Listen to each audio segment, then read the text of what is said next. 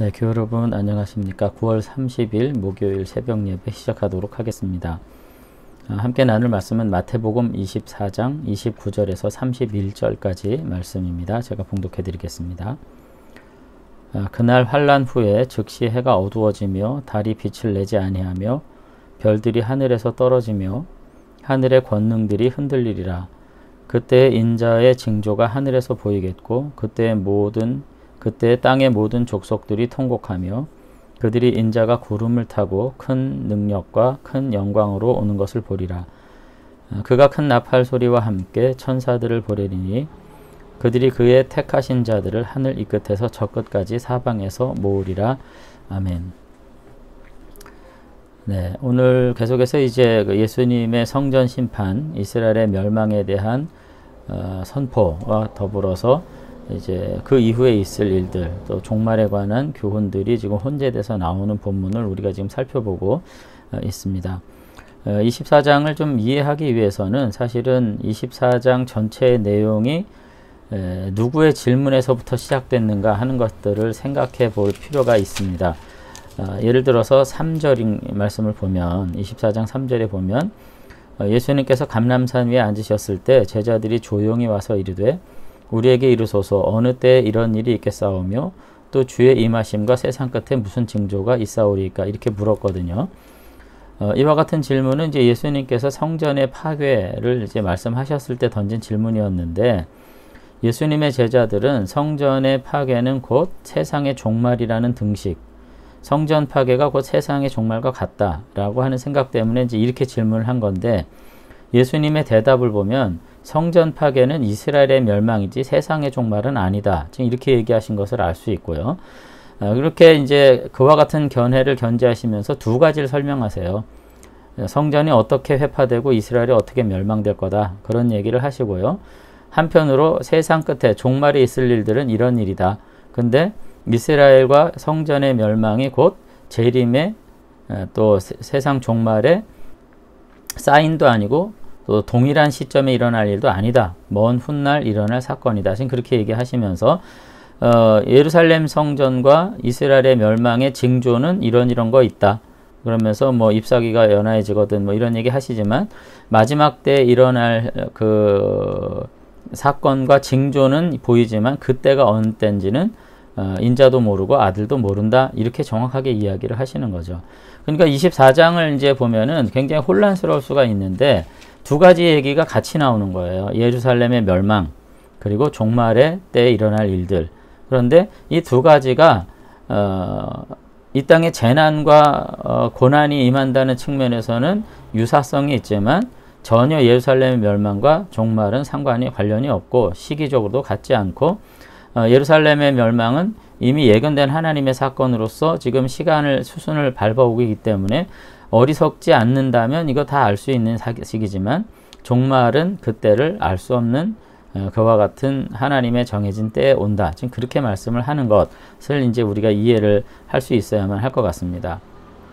그러면서도 예수님께서 이제 예루살렘의 종말과 예수님의 어떤 재림의 시기, 뭐 마지막 때에 일어날 일들을 계속해서 같이 말씀하시는 이유가 뭔가 하는 걸 또 한 가지 좀 유추를 해본다면 결국은 그 24장의 내용 자체가 23장부터 이어져 온 바리새인과 서기관들을 향한 어떤 7개의 화선언, 그러니까 그들을 향한 심판 선언에 이어지는 결과로 결국은 예루살렘이 멸망될 것이라고, 예루살렘의 멸망은 필연적이라고 이제 이렇게 말씀한다는 점에서 그 성전 세력과 예수님께서 세우시고자 하는 하나님의 나라는 결코 이것이 함께 갈 수 없는, 영원히 양립할 수 없는 적대적인 관계에 있다는 충격적인 사실을 지금 말씀하시는 거죠. 그러니까 성전은 멸망될 거고요. 예루살렘은 결국은 흩어지게 될 것이지만 예수님께서는 결국 하나님의 나라의 통치자로서 보좌에 등극하시고 결국 마지막 때에 그 영광스러운 통치자로 다시 오실 것이다 라고 하는 내용들을 지금 굉장히 중첩돼서 지금 여기 지금 섞여가지고 지금 이야기를 24장에서 지금 하고 있는 것을 이제 볼 수가 있습니다. 이제 그러한 점이 이제 아주 극단적으로 이제 마주치는 크로스하는 지점이 바로 오늘 29, 30, 31절이거든요. 그 내용을 보면 이렇게 이제 되어 있습니다. 29절에 그날 환란 후에 즉시 해가 어두워지며 달이 빛을 내지 아니하며 별들이 하늘에서 떨어지며 하늘의 권능이 흔들리리라. 이렇게 되어 있습니다. 이게 지금 예수님의 재림을 뜻하는 건지 예루살렘의 멸망을 말하는 건지에 대해서는 학자들의 의견이 굉장히 갈려요. 이건 뭐로 말해도 사실 이해할 수 없는 부분이고 어떤 것으로 말해도 틀리다고 말할 수 없는 그런 부분이거든요. 그런데 이제 저는 29절과 30절이 대비되는 그런 말씀으로 저는 이제 해석을 하고 싶어요. 그러니까 그날 환란 후에 즉시 해가 어두워지고 달이 빛을 내지 않는다는 말이 도대체 무슨 뜻인가를 이제 생각을 해야 되는데 여기 지금 그날 환란 후에 라고 표현된 날은 29절, 22절 그 뒤에 나오는 그 예루살렘의 멸망을 의미하는 날입니다. 예루살렘의 멸망이 큰 환란이고 마지막 큰 재난으로서 이제 상징적으로 성전이 완전히 무너지는 일들이 일어남으로써 정말 엄청난 환란을 의미하는 날인 거죠. 그리고 그 날이야말로 정말 세상의 끝처럼 이제 보여지는 그런 날들이지만은 그러나 세상의 끝은 아니라는 거죠. 그리고 더군다나 34절에 우리가 이제 내일 좀 읽어보려고 제가 하고 있습니다만은 이렇게 돼 있죠. 내가 진실로 너희에게 말하노니 이 세대가 지나가기 전에 이 일이 다 일어나리라. 그러니까 이 세대는 지금 예수님이 생존하던 시대인데 그 세대에 이제 살던 사람들이 다 이제 이와 같은 지경에 이를 것이라고 말한다는 점에서 지금 현재 그 환란 후에 일어나는 이 상징적인 일들, 뭐 해가 어두워지고 달이 빛을 내지 않고 하늘의 별이 떨어지는 이와 같은 사실들이 매우 좀 묵시적인 표현들로서 세상의 종말을 표현하는 것 같지만 이거는 비유적으로서 예루살렘의 멸망과 성전의 파괴를 이제 말하는 것으로 저는 이제 보여져요. 특히 이제 여기 즉시 해가 어두워지고 달이 빛을 내지 않았다라고 하는 이제 이와 같은 문장들은 이제 하늘이 무너져 내리는 이런 종말적인 상징을 표현하는 것이기도 하지만 실제로 이게 이제 이사야 13장 10절 그리고 34장 4절을 이제 인용한 건데 실제로 이사야 선지자가 이사야 13장하고 34장에서 이제 설명할 때는 이 본문을 해가 어두워지고 라는 표현을 쓸 때 바벨론 제국의 멸망을 표현할 때 이제 상징적으로 쓴 말이고요. 달, 그러니까 해보다는 한 차원 낮은 어떤 제국이죠. 이거 에돔의 멸망을 이야기할 때 이제 에돔을 더불어서 열국의 심판을 멸망할 때 사용한 묘사들이거든요. 마태는 이 이사야의 예언을 지금 가지고 와서 예루살렘의 멸망을 지금 노래하는 어떤 상징에 지금 사용하고 있는 겁니다.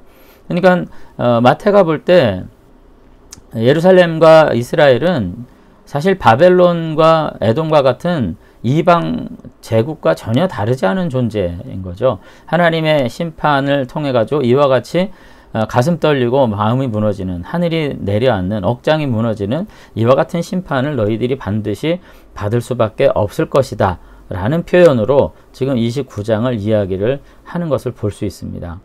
그러니까 결국은 29장은 너희들은 하나님의 뜻을 거스려 율법을 오독하고 하나님의 영광을 가리고 자신들의 영광을 차지하고자 했던 사악한 집단으로서 이제는 더 이상 언약의 백성으로서의 지위를 박탈하고 이 땅 가운데서 그 이름이 소멸될 수밖에 없다. 이렇게 지금 완전히 사망 선고를 이제 내리시는 부분으로 보여집니다. 근데 놀랍게 30절에서 바로 이 사건과 동일한 사건이 뭐냐면 인자의 징조예요. 이게 성전이 무너지는 것은 인자의 징조라는 겁니다.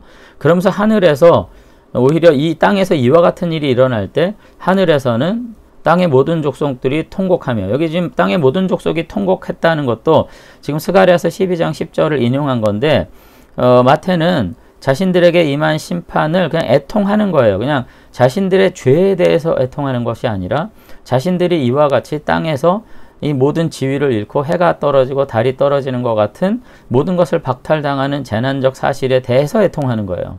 죄를 회개하는 게 아니라. 이렇게 애통하면서 누구를 보냐면 인자가 구름을 타고 큰 영광과 능력으로 오는 것을 보겠다. 이렇게 표현함으로써 이거는 이제 예수님께서 하늘의 보좌 우편에 인도되시는 사건을 말하거든요. 그러니까 예수님의 부활과 승천 사건 이후에 대략 30년에서 40년 후에 예루살렘이 멸망하는 것은 이제 역사적인 상황입니다. 그럼에도 불구하고 마태는 성전의 괴멸과 예수님의 왕으로서의 등극 사건을 의미적으로 등치시키고 있어요.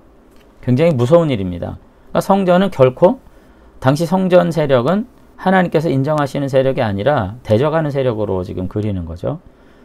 그들이 무너짐으로써 오히려 예수님의 진정으로 왕 되시는 일들이 일어나는 것. 결국은 예수님께서 끝까지 싸운 거는 뭐 사단이다. 뭐 우리가 이렇게 쉽게 등식화할 수 있는데 그렇지 않고요. 거짓 종교인 예루살렘과 성전 세력으로 지금 마태는 지금 굉장히 비판적으로 지금 보고 있는 것을 볼 수 있습니다. 그런 점에서 29절과 30절은 역사적 시기로 그 의미가 예수님께서 물론 십자가에 달려 죽으시고 부활하시고 승천하셨을 때 이와 같이 하늘에 인자가 구름 타고 큰 영광으로 오는 것을 보시는 것, 이것이 하나님 우편의 보좌에 인도되는 사건, 다니엘서 7장 13절 14절을 인용한 내용인데 이것을 지금 여기에 지금 대비시키고 있다는 것은 단지 그 시간적 시차와 상관없이 의미적으로 성전의 몰락과 예수님의 왕으로서의 등극 사건이 동일한 사건으로 지금 보는 매우 비판적인 태도라는 것을 우리가 이제 생각을 해야 될 것 같습니다.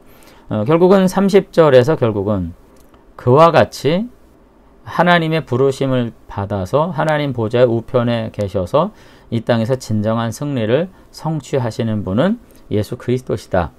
하늘과 땅의 모든 권세를 가지시고 이 땅을 통치하시는 거룩한 일이 일어날 것이다. 라는 말씀을 지금 30절에서 지금 계속해서 이야기를 하고 있습니다. 그러니까 성전에 파괴하고 인자의 승귀라고 그러죠. 예수님의 부활과 승천 그리고 하나님의 처소로서의 귀환, 왕으로서의 복귀가 한 지점에서 지금 만나요. 그래서 사실은 마태복음 24장 29절과 30절이 아주 첨예하게 부딪히는 자리라고 이제 제가 말씀을 드린 것입니다. 그러니까 그런 점에서 좀 얼마나 유대 종교, 성전 신앙에 대한 예수님의 비판이 강한 것인지, 그러니까 이건 예수님의 비판이라기보다는 얼마나 타락했던 것인지를 우리가 알 수가 있고요. 이제 하나님께서 택한 자리 보좌인 성전마저도 하나님은 이와 같이 괴멸시킬 수 있는 분이라는 점에서 유대인들은 성전은 절대 무너지지 않고 하나님의 보좌인 성전은 결코 이방의 침략을 받을 수 없다고 생각했지만 그렇기 때문에 성전이 만약 무너진다면 세상의 파멸 그리고 우주적 종말이 오는 것이라고 생각했지만 그렇지 않다는 겁니다. 여러분 그런 점에서 오늘 우리들도 뭐 교회에 대한 어떤 거룩함, 한국 교회, 특히 한국 장로교가 가지고 있는 뭐 어떤 권위와 어떤 하나님의 선택 이런 것들 정말 굉장히 강렬하게 뭐 말하고 이것에 대해서 확신하지만 우리를 돌아보는 일에서 우리가 게을러진다면 우리는 과연 하나님의 은혜도 있지만 그 하나님의 그 판단 앞에서 우리가 정말 단 한 줌도 남아날 수 있는 것이 무엇이 있을까? 그런 생각을 우리가 해야 된다는 거죠. 우리는 너무나도 자기 반성 없이 무조건 하나님이 날 사랑하신다고 말해요. 정말 그럴지 저는 의문스러워요. 때로는 하나님께서 정말 인격적 실존으로 우리 가운데 계신다면 마치 우리 아버지나 할아버지처럼 우리를 향해서 뭐라고 말씀하실까를 생각하면서 때로는 두려움에 떨어요.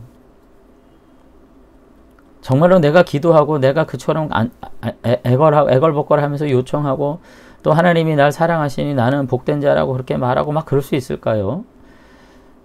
제가 우리 아이들한테 하는 잔소리에 한 100배는 하실 수도 있지 않을까.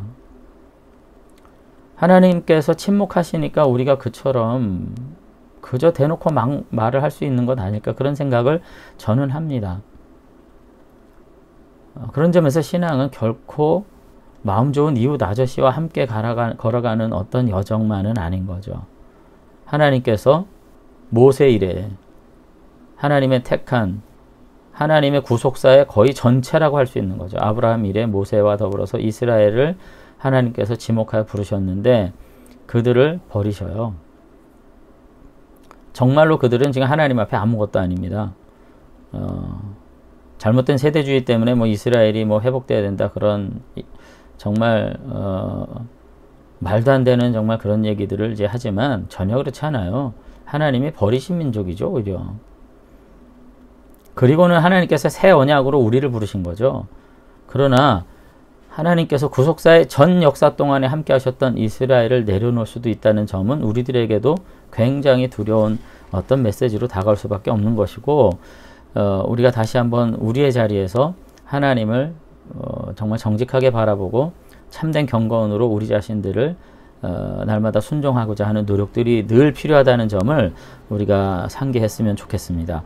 그리고는 이제 31절에서 결국은 그와 같은 영광스러운 하나님의 나라의 도래에 어떤 현상, 땅에서 택한 자들을 사방에서 모은다, 뭐 이런 표현들이 나오는 거죠. 그래서 진정한 하나님의 백성들이 소집될 것이고, 결국 그런 점에서 복음은 이스라엘이라는 민족 안에만 머물지 않고요, 그 민족을 하나님께서 버리시는 일이 있으면서 동시에 오히려 열방 가운데, 온 백성 가운데 우주적으로 확산돼서 주님께서 이 땅의 왕으로 등극하시는 그때에는 그 택한 백성들을 사방에서, 여기 지금 사방이라는 것이 이 끝에서 저 끝까지 사방이라는 것이 온 우주의 모든 민족들을 향해서 열려진 어떤 은혜라는 표현들이거든요. 사방에서 모여진 새로운 백성을 통해서 하나님의 새로운 나라는 시작되고 말 것이다. 오늘 그렇게 지금 마태는 이야기를 하고 있는 것을 볼 수가 있습니다.